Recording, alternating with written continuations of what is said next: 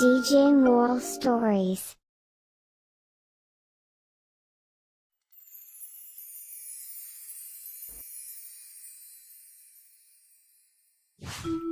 Chat chaat chaat వచ్చి తినండి. MBA మంగు ఫుల్ హెడ్ చాట్ ఇది. ఒక్కసారి తింటే వదలగలరు. తిరిగి తినాలని మనసుకు ఆశగా ఉంటుంది.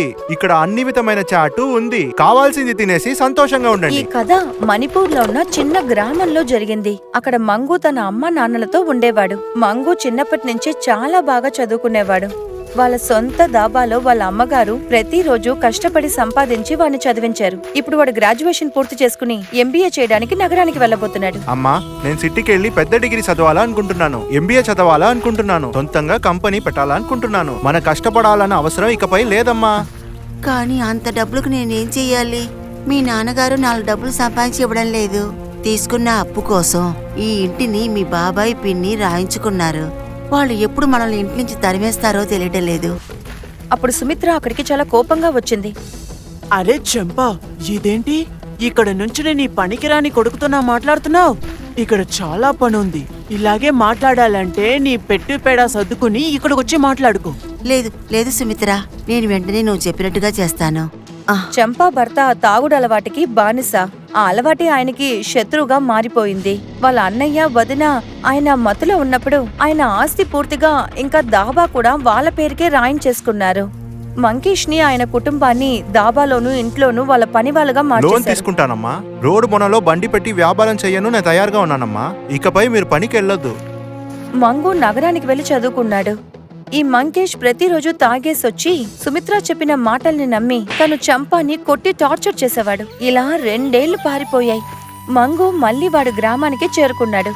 చంపా తన కొడుకుని చూసిన వెంటనే చాలా సంతోషపడింది. మంగు, నువ్వు వచ్చేసావా? అవునమ్మా, నాకు అన్ని విషయమూ అర్థమైంది. పెద్ద కంపెనీ సృష్టించాలంటే పెద్దగా ఆలోచించాలమ్మా. నా కంపెనీ స్టార్టప్ ఇక్కడి నుంచే మొదటి పెడుతున్నాను. మన పరంపర వ్యాపారం నుండి మీరికపై వాళ్ళ డాబాలో పని చేయొద్దు. నాకు నా కాలేజ్ నుంచి స్టార్టప్ కోసం ₹1,00,000 పైసలిచ్చారు. మంగు ఆ డబ్బుతో అద్దెకొక డాబాని తీసుకున్నాడు. తన పెద్దనాన్న పెద్దమ్మ దాబాకి పక్కనే ఎంబీఏ చాట్ అనే పేరు మీద ఒక దాబాని ఓపెన్ చేశాడు. సగం రేటుకు తిని ఎంజాయ్ చేయండి. రండి రండి, మంగు దాబాకి రండి. సగం డబ్బుని మిగిలించుకోండి. బాగా తిని ఎంజాయ్ చేయండి.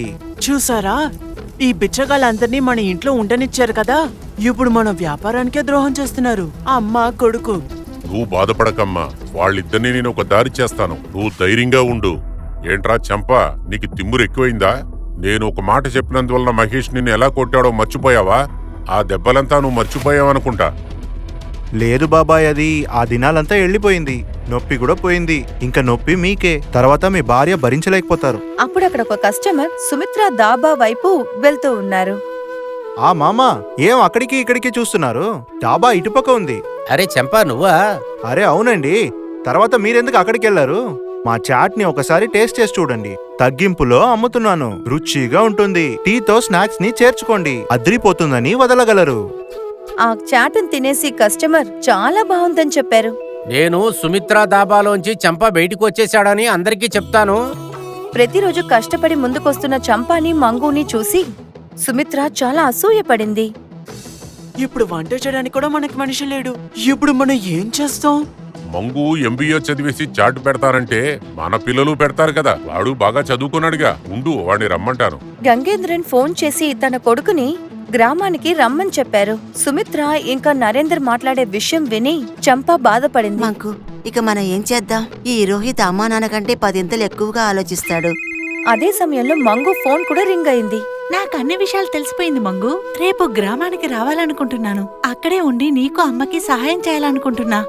ఈసారి నువ్వు ఖచ్చితంగా కాదనకూడదు.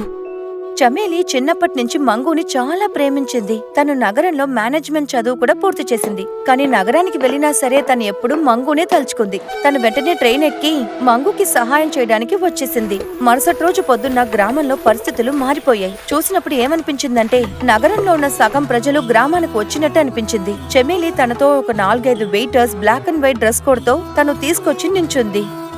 ఇలా చూడండి అత్తయ్య, నేను వచ్చేసాను. ఈ చెఫ్కో డ్రెస్సు మీకు మంగుకి. నేను అందరి పనుల్ని కనిపెడుతూ ఉంటాను. ఇంకొక వైపు మోహిత్ తన దాబా పేరుని మోహిత్ ఓపెన్ రెస్టారెంట్ అని పెట్టాడు. అరే ఏంటయ్యా, ఏంటి ఇలా చేసావు?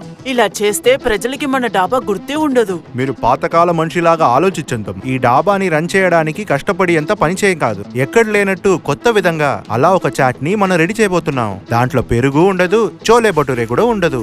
రండి రండి, సగం రేట్లో మీ అందరికి సిటీ రెస్టారెంట్ లో దొరికినట్టుగా ఈ గ్రామ రెస్టారెంట్ లో దొరుకుతాయి. అరే ఇది చూడు బాబు, చాట్ మీరు ఎలా రెడీ చేస్తున్నారు? నాకు తినటానికి తీసుకురా. అది ఒక సర్ప్రైజ్ చాట్. తింటే మీకు మంచి ఫీలింగ్ దొరుకుతాయి. అలాగైతే నాకు తీసుకురా. ఊర్లో ఉన్నవాళ్ళు చాలా మంది గొప్పగా చెప్పుకుంటే విన్నాను. మీ చాటు బాగుంటదంట కదా. మోహన్ కుల్లెడ్లో సమోసా చాట్ తీసుకొచ్చాడు. సమోసాలో నూడిల్స్ ఫిల్లింగ్స్ కూడా ఉండింది. అది తిన్న సేట్ వాణ్ణి బాగా అప్రిషియేట్ చేశారు.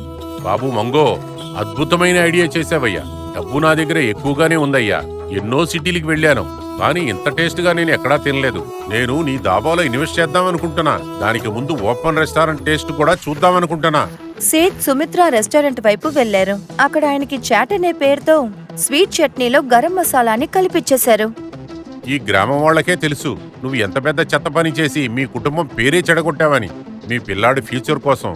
కానీ వీడికి ఒక ఫ్యూచర్ ఉందనే కూడా నాకు తెలియట్లేదు. సేట్ మంగుతో వెళ్లి వాడితో మాట్లాడారు.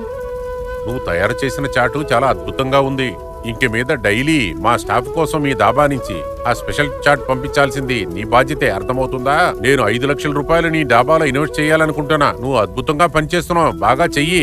ఎంబీఏ చాట్ అద్భుతం. కొద్ది రోజుల్లోనే మోహిత్ ఓపెన్ రెస్టారెంట్ ని మూసేశారు. మంగు రెస్టో చాలా గొప్పగా మారిపోయింది. దాంతో పాటు ఫేమస్ కూడా అయిపోయింది. ఆ ఊరు చుట్టూ ఉన్న ప్రజలందరూ ఆ కుల్లెట్ చాట్ ని వెతుక్కుంటూ మరీ వచ్చి తింటారు. తర్వాత ఒకరోజు సుమిత్ర తన కుటుంబంతో కలిసి వచ్చి తనతో చెప్పింది, నన్ను క్షమించండి చంపాన్ని. మీ విషయంలో మేము చేసిన తప్పుకి శిక్ష అనుభవించాం. ఇవాళ మా కొడుకు కూడా మందుకి బానిస అయ్యి జైల్లో ఉన్నాడు. మీ ఆస్తంతా నేను మీకే తిరిగిస్తాను. నేను సిద్ధంగా ఉన్నాను వదినా. ఇంకా మీ డాబా కూడా మీకే సొంతం. దయచేసి క్షమించండి వదినా. నేను మిమ్మల్ని ఎప్పుడో క్షమించానమ్మా, దిగులు పడకండి. చంపా సుమిత్రాని పెద్ద మనసుతో క్షమించింది. తర్వాత తనకి సహాయం చేసి తన కొడుకుకి తన దాబాలోనే ఒక ఉద్యోగం కూడా వేసిచ్చింది. మంగేష్ మందు తాగడం కూడా కొద్ది కొద్దిగా తగ్గిపోయింది. అందరూ చాలా సంతోషంగా జీవించారు.